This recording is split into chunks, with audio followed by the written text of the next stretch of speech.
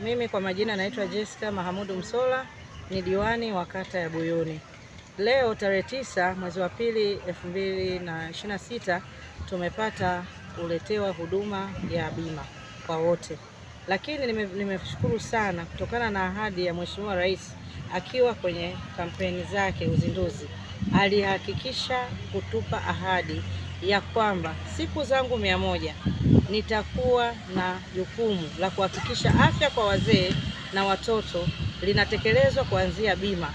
Wapatiwe bima wapate kupata huduma ya afya hospitalini bila kikwazo chochote. Leo mnaniona hapa niko na bibi na nina hawa wajukuu ambao wako hapa. Hawa ni mapacha watatu, lakini ni katika listi ya wengi waliokuja leo.